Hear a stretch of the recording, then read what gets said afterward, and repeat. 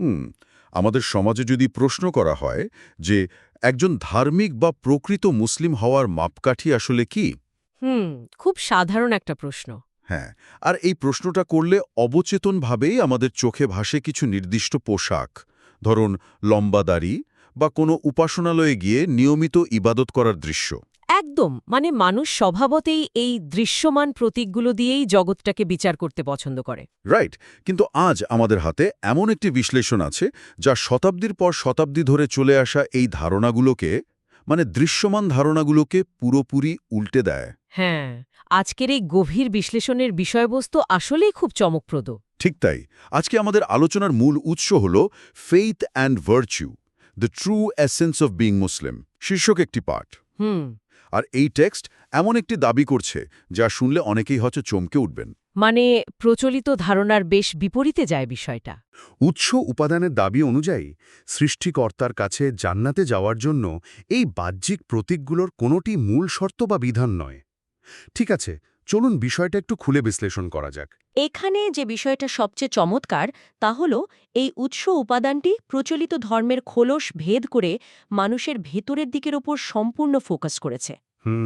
ভেতরের দিক বলতে? মানে টেক্সট অনুযায়ী সমাজ যেভাবে একজন মুসলিম বা ধার্মিকের সংজ্ঞা নির্ধারণ করে আর স্রষ্টা যেভাবে সংজ্ঞায়িত করেন তার মধ্যে আসলে আকাশ পাতাল তফাত। রাইট। সমাজে ওই যে আপনি বললেন দাড়ি রাখা, টুপি বা জুব্বা পরা, খতনা করা বা মসজিদে গিয়ে আনুষ্ঠানিক ইবাদত করা, এগুলোকেই ধার্মিকতার চূড়ান্ত প্রমাণ ধরা হয়। হ্যাঁ, সমাজে তো এগুলোই মাপকাঠি। কিন্তু এই উৎসটি পরিষ্কারভাবে জানাচ্ছে যে একজন মানুষ ছেঁড়া কাপড়ে বা চরম দরিদ্র অবস্থায় থেকেও যদি তার চিন্তায় ও কর্মে সৎ হয়, মানে শুধু বাহ্যিক অবস্থা নয়। একদম চিন্তায় ও কর্মে সৎ হলে সেই প্রকৃত সৎকর্মশীল, আর স্রষ্টার সংজ্ঞায় সেই জান্নাতি। এই দৃশ্যমান প্রতীক খোঁজার পেছনে আসলে মানুষের একটা মনস্তাত্ত্বিক কারণ আছে বলে আমার মনে হয়।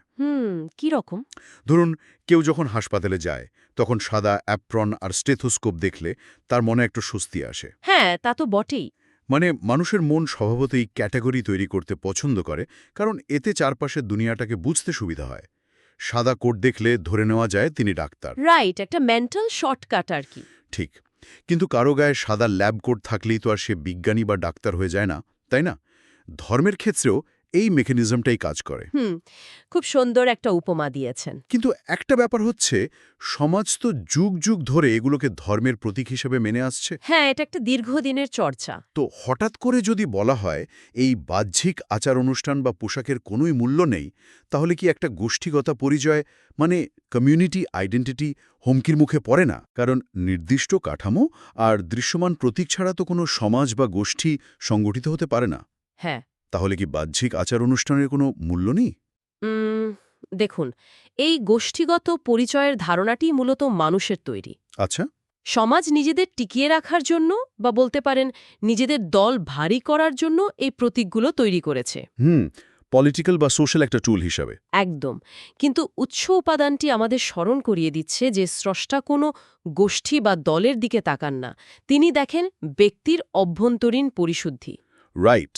টেক্সটে খুব সুন্দরভাবে একটা কথা বলা হয়েছে যে কোনো সৎকর্ম যদি কেবল অন্যকে দেখানোর জন্য করা হয় বা সামাজিক চাপে বাধ্য হয়ে করা হয়, মানে লোক দেখানো কাজ আর কি। হ্যাঁ, লোক দেখানো কাজ হলে তা পরিশুদ্ধ নয়। যে ব্যক্তি অসৎকর্ম করার সুযোগ থাকা সত্ত্বেও স্বেচ্ছায় নিজেকে তা থেকে দূরে রাখে, সেই প্রকৃত সৎকর্ম করে। হ্যাঁ, বুঝতে পারছি। স্রষ্টার বিধান হিসাবে বাহ্যিক পোশাক বা অভাবনটন বিবেচ্য নয়, বিবেচ্য হল সততা। তার মানে সমাজ এতকাল যাকে ধর্মের মূল খুঁটি মনে করে এসেছে, উৎস উপাদানের দৃষ্টিকোণ থেকে তা নিতান্তই গৌণ। একদম তাই। তাহলে যদি বাহ্যিক আচার অনুষ্ঠান জান্নাতে যাওয়ার মূল শর্ত না হয়, তবে ঠিক কোন কাজগুলোকে সৎকর্ম হিসাবে সংজ্ঞায়িত করা হয়েছে সেটা বোঝা অত্যন্ত জরুরি। সৎকর্মের সংজ্ঞাটা ক্লিয়ার হওয়া দরকার। আমাদের উৎস উপাদানে সৎকর্মের বেশ কিছু সুনির্দিষ্ট উদাহরণ দেওয়া হয়েছে।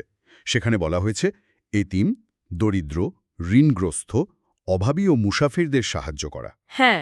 আরও আছে যেমন প্রতিশ্রুতি রক্ষা করা, ওজনের সঠিক পরিমাপ করা, মিথ্যা না বলা এবং সত্যের সাথে মিথ্যার মিশ্রণ না করা। এই কাজগুলোকেই আসল সৎকর্ম হিসেবে চিহ্নিত করা হয়েছে। রাইট। আর সবচেয়ে বড় ধাক্কাটা আসে ঠিক এর পরের শর্তটিতে। কোন শর্তটি? এই সৎকর্ম হতে হবে সার্বক্ষণিক, মানে পার্ট টাইম কোনো ব্যাপার না। এই সার্বক্ষণিক হওয়ার শর্তটি আসলে প্রচলিত ধর্মীয় ধারণার মূলে সবচেয়ে বড় আঘাতটা করে। কিভাবে? উৎস উপাদানে একটি অসাধারণ বাস্তব উপমা দেওয়া হয়েছে। হুম এটা বোঝানোর জন্য ধরি কেউ ময়লা পানি থেকে হাত ধুয়ে পরিষ্কার করল, হুম কিন্তু হাত পরিষ্কার করার ঠিক পর মুহূর্তেই যদি সে আবার সেই ময়লা পানিতেই হাত দেয়, তবে তার হাত কি আর পরিষ্কার থাকল? না, হাত তো আবারও নোংরা হয়ে গেল। ঠিক। অর্থাৎ কেউ যদি দিনের একটা নির্দিষ্ট সময়ে কিছু ভালো কাজ করে বা আনুষ্ঠানিক উপাসনা করে, আর দিনের বাকিটা সময়ে মানুষের ক্ষতি করে, মিথ্যা বলে বা অন্য খারাপ কাজ করে, হ্যাঁ, তবে ওই সাময়িক উপাসনার কোনো অর্থ থাকে না। পরিশুদ্ধির এই প্রক্রিয়াটিকে নিরবচ্ছিন্ন হতে হবে। এখানেই বিষয়টা আসলে সবচেয়ে আকর্ষণীয় হয়ে ওঠে। কেন মনে হচ্ছে আপনার? কারণ এই নিরবচ্ছিন্ন বা সার্বক্ষণিক ব্যাপারটা সমাজ বেশিরভাগ সময় এড়িয়ে যায়। বিষয়টা অনেকটা জিমে যাওয়ার মতো, বুঝলেন? জিমে যাওয়ার মতো? ব্যাপারটা একটু বুঝিয়ে বলবেন। মানে ধরি একজন মানুষ জিমে গিয়ে প্রতিদিন 1 ঘন্টা খুব কঠোর ব্যায়াম করে, তার মনে হয় সে খুব স্বাস্থ্য সচেতন। আচ্ছা, কিন্তু জিম থেকে বেরুয়েই সে যদি সারা দিন ধরে অস্বাস্থ্যকর জাঙ্ক ফুড খেতে থাকে, তাহলে কি হবে? ওই 1 ঘন্টা ব্যায়ামের কোনো সুফল তার শরীরে টিকবে না। রাইট। বরং তার স্বাস্থ্য আরও ভেঙে পড়বে। একদম। ধর্মের ক্ষেত্রেও মানুষ অনেকটা এই পার্ট টাইম মনোভাব পোষণ করে। 1 ঘন্টা ইবাদত করে মনে করে সারাদিন যা ইচ্ছা তাই করা যাবে। যদি আমরা বিষয়টাকে বৃহত্তর প্রেক্ষাপটের সাথে মিলিয়ে দেখি, তাহলে বুঝতে পারব যে মানুষ ধর্মকে একটি লেনদেন বা ট্রানজ্যাকশন হিসাবে দাঁড় করিয়েছে। ট্রানজ্যাকশন, খুব চমৎকার একটা শব্দ ব্যবহার করেছেন। হ্যাঁ, অনেকেই মনে করেন শুধু নির্দিষ্ট সময়ে নামাজ পড়লেই বা আনুষ্ঠানিক ইবাদত করলেই জান্নাতে যাওয়ার টিকিট কাটা হয়ে যাবে। রাইট। কিন্তু সারাদিন মানুষের ক্ষতি করলে, সম্পদ লুট করলে বা দুর্নীতি করলে সেই খণ্ডিত ইবাদত কোনোভাবেই জান্নাতের চাবি হতে পারে না।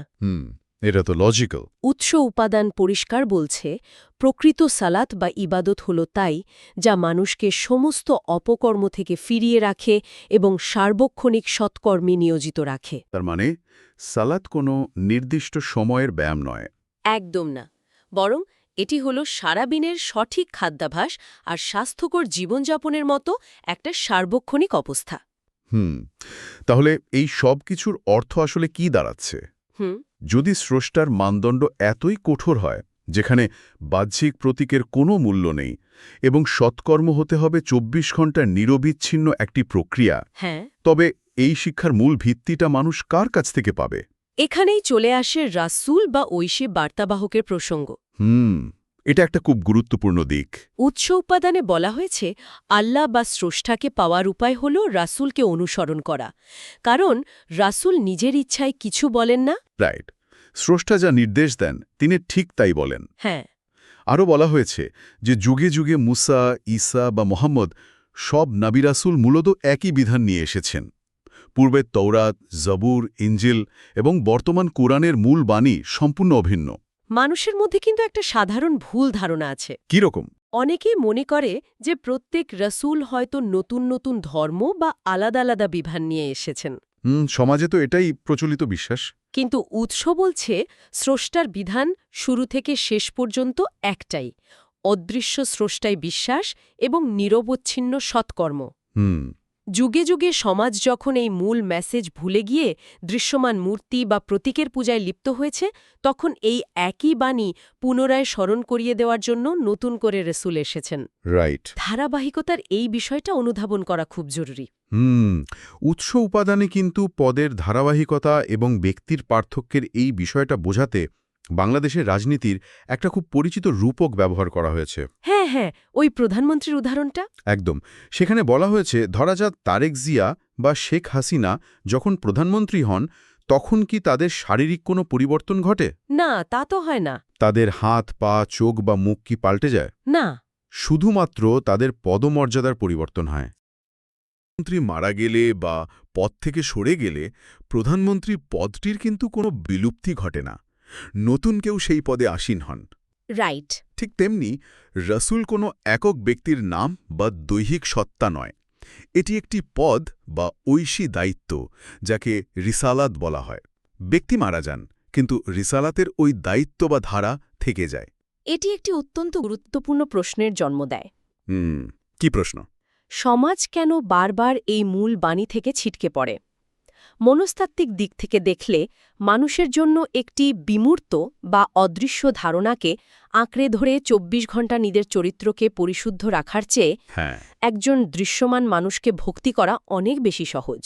মানুষ অনেক সময় ঐশী বার্তার চেয়ে বার্তাবাহকের দৈহিক সত্তাকে বেশি গুরুত্ব দিয়ে ফেলে। রাইট। তারা ব্যক্তিপূজায় লিপ্ত হয়। অথচ স্রষ্টা বলছেন বার্তাবাহকের কাজ হল শুধু বার্তাটি পৌঁছে দেওয়া। রাসূল নিজে কোনো আইন প্রণেতা নন। এই বিষয়টা একজন রাষ্ট্রদূতের কাজের সাথে তুলনা করা যেতে পারে। আমি কি ঠিক বলছি? বেশ চমৎকার তুলনা। কিভাবে? মানে ধরুন, একজন রাষ্ট্রদূত নিজে কিন্তু কোনো আইন তৈরি করেন না, বা তার নিজের কোনো আলাদা বিধান দেওয়ার ক্ষমতা নেই। রাইট। তিনি শুধু তার দেশের সরকারের বার্তা হুবহু অন্য দেশে পৌঁছে দেন। এখানেও কি বিষয়টা ঠিক সেরকম না? রাসূলও কি সৃষ্টার সেই রাষ্ট্রদূত নন, যিনি নিজস্ব কোনো বিধান না দিয়ে শুধুমাত্র সৃষ্টার চিরন্তন আইনগুলোই প্রচার করছেন? ঠিক। এবং সমাজে এই জায়গাটিতেই সবচেয়ে বড় বিভ্রাট তৈরি হয়েছে। বিভ্রাটটা কোথায়? অনেকেই মনে করেন যে ব্যক্তি রাসূলের নিজস্ব আলাদা কিছু বিধান ছিল যা সৃষ্টার মূল কিতাবের বাইরে। আচ্ছা। কিন্তু এই পাঠ্যটি খুব দৃঢ়ভাবে বলছে যে কোরআনের বাইরে বা সৃষ্টার কিতাবের বাইরে কোনো আলাদা বিধান নেই। যদি রাসূল নিজস্ব বিধান দিতেন তবে তিনি নিজেই সৃষ্টার বার্তার সাথে বিশ্বাসঘাতকতা করতেন। রাইট, কারণ তার কাজ তো শুধু মেসেজটা পৌঁছে দেওয়া। একদম। রাসূলকে মানা মানে আসলে পরোক্ষভাবে সৃষ্টাকেই মানা, কারণ রাসূল কেবল সৃষ্টার কথাগুলোই মানুষের সামনে তুলে ধরছেন। ব্যক্তি রাসূলের মৃত্যু হয়, কিন্তু রিসালাত বা ঐশী আলোর এই ধারা মানবজাতির জন্য অব্যাহত থাকে। আর এই কারণে সব কিতাবের মূল কথা সব যুগে এক। কিন্তু এখানে একটা বড় প্রশ্ন থেকে যায়। যদি সব কিতাব এবং সব রাসূলের বার্তা একই হয়, তবে আজ সমাজে এত বিভেদ কেন, এত হানাহানি, এত বিভ্রান্তি কেন? এটা একটা খুব স্বাভাবিক প্রশ্ন। কেন মানুষের মধ্যে এত দল উপদল? উৎস উপাদানের একটা মনস্তাত্ত্বিক ব্যাখ্যাও দিয়েছে দেখলাম। হ্যাঁ, সেখানে বলা হয়েছে কোরআন বা ঐশী গ্রন্থ সবার জন্য সহজ নয়, এটি কেবল চিন্তাশীলদের জন্য সহজ। রাইট। যারা ভেড়ার পালের মতো অন্ধভাবে বা সংখ্যাগরিষ্ঠ নীতি অনুসরণ করে, তারা সবসময় বিভ্রান্ত হয়। সত্য বুঝতে হলে নিজেকে কিতাব ঘাঁটতে হবে, চিন্তা করতে হবে, আর এই জ্ঞানার্জনের পথ চেনার জন্য একজন গুরু বা শিক্ষকের প্রয়োজন বলে টেক্সটে উল্লেখ করা হয়েছে। হ্যাঁ, গুরুর কনসেপ্টটা এখানে খুব ইন্টারেস্টিং। কিন্তু গুরু ধরা মানেই সব দায়িত্ব শেষ হয়ে যাওয়া নয়, বরং এটি স্কুলে ভর্তি হওয়ার মতো একটি প্রক্রিয়া। গুরু যদি কোরআনের বাণীর বাইরে নিজের মন গড়া কিছু শেখান, তবে তিনি ভণ্ড এবং ধর্মব্যবসায়ী। ওই যে ভেড়ার পালের উপমাটি আপনি দিলেন, ওটা এখানে অত্যন্ত প্রাসঙ্গিক। মানুষের মস্তিষ্কের একটা স্বভাব হল কগনেটিভ লোড বা চিন্তার চাপ কমাতে চাওয়া। মানে আমরা সবাই একটু শর্টকাট খুঁজি আর কি। একদম। যখন সংখ্যাগরিষ্ঠ মানুষ কোনো একটা পথে হাঁটে, তখন সেই পথে হাঁটাটা নিরাপদ মনে হয়। নিজের মাথা খাটিয়ে সত্য খোঁজার চেয়ে সমাজ যা বলছে তা অন্ধভাবে মেনে নেওয়া অনেক আরামদায়ক। তা তো বটেই। কিন্তু উৎস বলছে অধিকাংশ মানুষ যা করছে সেটাই সঠিক, এই ধারণা থেকে বেরিয়ে আসতে হবে। আর গুরুর ভূমিকা নিয়ে যা বলা হয়েছে তা সমাজের প্রচলিত পীর বা অন্ধভক্তির ধারণাকে পুরোপুরি ভেঙে দেয়। রাইট। গুরু কোনো জাদুকর বা অলৌকিক ক্ষমতাসম্পন্ন ব্যক্তি নন যে তিনি তার ভক্তকে পার করে দেবেন। তিনি শুধু একজন শিক্ষক, যিনি কিতাবের হিকমা বা প্রজ্ঞা শিখতে সাহায্য করেন। কিন্তু একজন গুরুর কাছে যাওয়া বা কারোর নির্দেশনা মেনে চলা মানেই কি আবার পরোক্ষভাবে অন্ধ অনুকরণের দিকে পা বাড়ানো নয়? এই প্রশ্নটা অনেকেই করতে পারেন। আমি বিষয়টা এভাবে দেখি। ধরি কেউ যখন গাড়ি চালায়, সে জিপিএস ব্যবহার করে, তাই না? হ্যাঁ। জিপিএস তাকে পথ দেখায় ঠিকই, কিন্তু চালক হিসাবে তাকে তো নিজের চোখ খোলা রাখতে হয়, স্টিয়ারিং নিজের হাতে রাখতে হয়। স্টিয়ারিং তো আর জিপিএস ধরবে না। ঠিক। কেউ যদি অন্ধভাবে জিপিএসের উপর ভরসা করে চোখ বন্ধ করে গাড়ি চালায়, আর জিপিএস যদি তাকে খাদের দিকে নিয়ে যায়, তখন দুর্ঘটনা তো অনিবার্য। গুরুর ক্ষেত্রেও বিষয়টা এমনই হওয়া উচিত, তাই না? জিপিএসের এই মেকানিজমটি জ্ঞানার্জনের প্রক্রিয়ার সাথে একদম মিলে যায়। জ্ঞানার্জনের পথে ধাপে ধাপে শিখতে হয়। গুরুর কাজ হল সঠিক পথের দিশা দেওয়া, ঠিক যেমন জিপিএস ম্যাপ দেখায়। রাইট। কিন্তু চোখ কান খোলা রাখার সম্পূর্ণ দায়িত্ব চালকের। যদি চালক চিন্তাশীল না হয়, নিজের বিবেকবুদ্ধি ব্যবহার না করে, তবে কেবল সংখ্যাগরিষ্ঠর মতামত বা ভণ্ড গুরুর পাল্লায় পড়ে খাদের দিকে এগিয়ে যাওয়ার সম্ভাবনাই বেশি। একদম ঠিক। একজন মানুষকে প্রতিনিয়ত যাচাই করতে হবে যে তার গুরু তাকে যে পথ দেখাচ্ছেন তা মূল গ্রন্থের সাথে, স্রষ্টার মূল বিধানের সাথে সামঞ্জস্যপূর্ণ কিনা। নিজের চিন্তাশক্তি বন্ধ করে দেওয়াটা এই পাঠ্যের দৃষ্টিতে সবচেয়ে বড় অপরাধ। পুরো আলোচনার গভীরে গেলে দেখা যায় উৎস উপাদানটি সমাজকে তার শেকড় ধরে নাড়া দিচ্ছে। হ্যাঁ, অনেক বেসিক কিছু ধারণাকে চ্যালেঞ্জ করছে। সমাজে কেউ হিন্দু, মুসলিম, বৌদ্ধ বা খ্রিস্টান ঘরে জন্ম নিয়েছে। শুধুমাত্র এই জন্মসূত্রে পাওয়া পরিচয়ের কারণে যে বিশাল বিভেদের দেয়াল তৈরি করে রাখা হয়েছে, আজকের এই বিশ্লেষণ বলছে স্রষ্টার কাছে তার সম্পূর্ণ ভিত্তিহীন। ধর্মের এই উত্তরাধিকার সূত্রে পাওয়া লেবেলগুলোর আসলে কোনো আধ্যাত্মিক মূল্য নেই। যে ব্যক্তি স্রষ্টার প্রতি বিশ্বাস স্থাপন করে এবং নিরবিচ্ছিন্নভাবে সৎকর্ম করে, হোক সে এতিমকে সাহায্য করা, মিথ্যা না বলা বা ওজনে কম না দেওয়া, স্রষ্টার সংজ্ঞায় সেই জান্নাতি। রাইট। এবং সেই প্রকৃত অর্থে মুসলিম বা আত্মসমর্পণকারী। স্রষ্টা মানুষের লেবেল দেখেন না, তিনি দেখেন মানুষের কর্মের নিরবিচ্ছিন্নতা। এই বিশ্লেষণটি ধর্মকে একটা উত্তরাধিকার সূত্রে পাওয়া আইডেন্টিটি কার্ড বা কিছু নির্দিষ্ট পোশাকের গণ্ডি থেকে সম্পূর্ণভাবে বের করে আনে। একদম তাই। ধর্মকে দাঁড় করায় মানুষের সার্বক্ষণিক সততা, মানবিকতা এবং চিন্তার পরিশুদ্ধির ওপর। এই ধারণাটি যদি সমাজে প্রতিষ্ঠিত হয়, তাহলে মানুষের প্রতি মানুষের যে দৃষ্টিভঙ্গি, যে বিভেদ আর বৈষম্য, তা অনেকাংশেই দূর করা সম্ভব। এটা সমাজ পরিবর্তনের একটা বড় প্রভাবক হতে পারে। মানুষকে তার বাহ্যিক খোলস দিয়ে বিচার না করে তার কর্ম দিয়ে বিচার করার এই দর্শন সত্যি সমাজ পরিবর্তনের একটি হাতিয়ার হতে পারে। সমাজ পরিবর্তনের জন্য এর চেয়ে শক্তিশালী কোনো ধারণা হতে পারে না, কারণ এটি মানুষকে দায়িত্বশীল হতে শেখায়।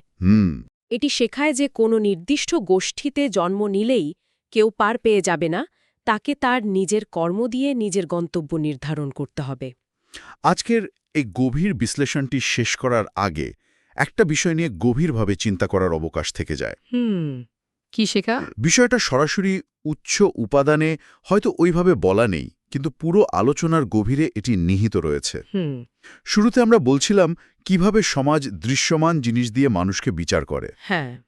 তো যদি প্রকৃত ধার্মিকতার একমাত্র মাপকাঠি হয় না দেখা অভ্যন্তরীণ পরিশুদ্ধি এবং নিরবচ্ছিন্ন সৎকর্ম, তবে একটু ভেবে দেখার মতো বিষয় হল, আজ সমাজে যারা নিজেদের সবচেয়ে ধার্মিক বলে দাবি করেন, লম্বা পোশাক আর আচার অনুষ্ঠানের আড়ালে ঘুরে বেড়ান, তাদের কতজন আসলে এই সততা ও সার্বক্ষণিক সৎকর্মের পরীক্ষায় উত্তীর্ণ হবেন? খুব কঠিন একটা প্রশ্ন।